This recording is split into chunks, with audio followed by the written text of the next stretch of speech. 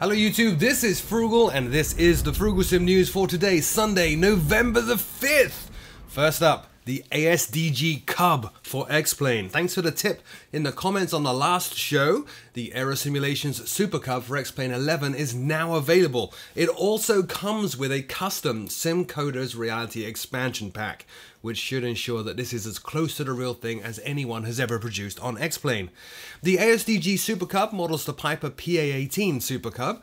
It includes 3 distinct flight models covering the 150 horsepower Titan X320 Super Cub with standard tires, another flight model for that aircraft with Tundra tires, and another flight model for that aircraft with the constant speed prop and the Tundra tires.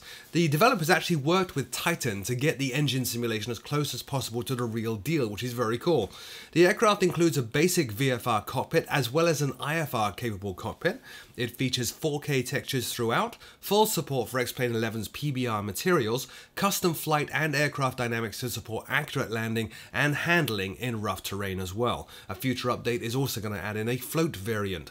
The price is $42.95. It's for X-Plane 11 only. More information at the aerosimulations.com link in the show notes below.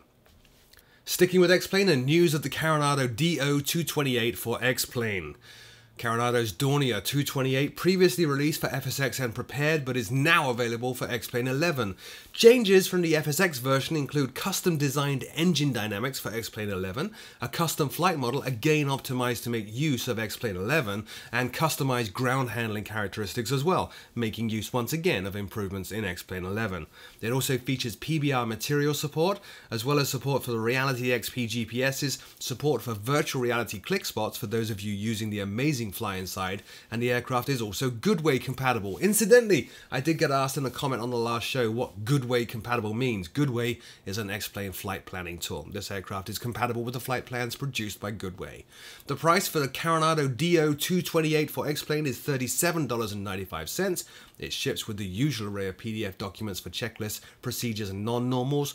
More information at the coronado.com link in the show notes below. Moving over to the world of Prepared now, and news of the FS Labs Airbus has finally released for Prepared version 4, again pointed out to me by viewers last week. FS Labs Study Level Airbus is now available for Prepared version 4. It's been quite some time coming as well, the developers spending that time to extend and make improvements throughout the package. Most notable among those improvements are new and improved sound, as well as of course dynamic lighting effects. The new sounds were recorded in IAE and CFM powered Airbuses, and there's even a unique sound set inside the aircraft cabin that changes based on where you sit in that cabin. There's also a complete set of cabin announcements included that now integrates with the correct flight phase, and you can even record your own and add them into the aircraft as well. The price for the FS Labs Airbus for Prepared version 4, however, remains eye-watering. If you don't have it and you want to get the Prepared version 4 version, it will cost you $139.95. It is, however, a study level aircraft, and is probably the best and most complex simulation of the Airbus available on the desktop today. If you already own the P3D version 3 version and bought it before October the 17th, then you can get the version 4 version as a free upgrade. More information at the flightsimlabs.com link in the show notes below. Next up, Toga Projects ENV Shade. Toga Projects this week released ENV Shade, a shade enhancement package exclusively for Prepared version 3 and version 4. The trailer incidentally is from Captain Vince and is linked in the show notes below. Do go and take a look at his YouTube channel.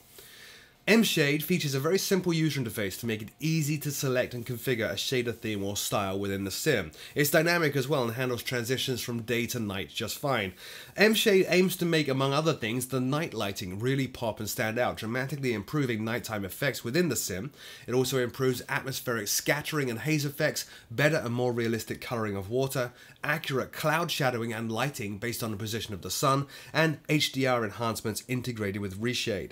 It also comes with a heavy on performance quality preset and a preset for improving visuals throughout the sim without impacting performance. Best of all though is the price. Toga Projects ENV Shade is available from simmarket.com and the price is €5.60.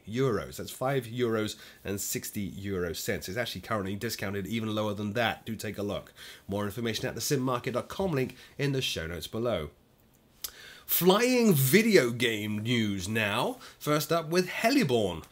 Heliborne is a helicopter action game, focused of course on game. It features air-to-air combat missions, which is more than a little Hollywood for helicopters, as well as air-to-ground missions. It includes 40 helicopters split into 3 different helicopter classes.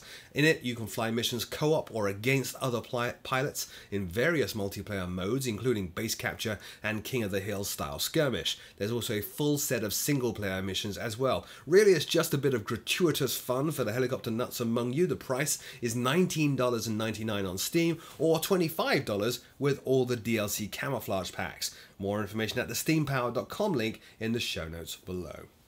And finally, more game news. World of Warplanes version 2. World of Warplanes 2.0 is released, bringing with it a number of improvements. Players can now fly bombers at long last. Respawn has been added, allowing you to get back into the fight if you are shot down. And there are new mission types and tactics as well, including now the ability to destroy ground targets to capture territory, and then have bases there launch attacks on enemy territory.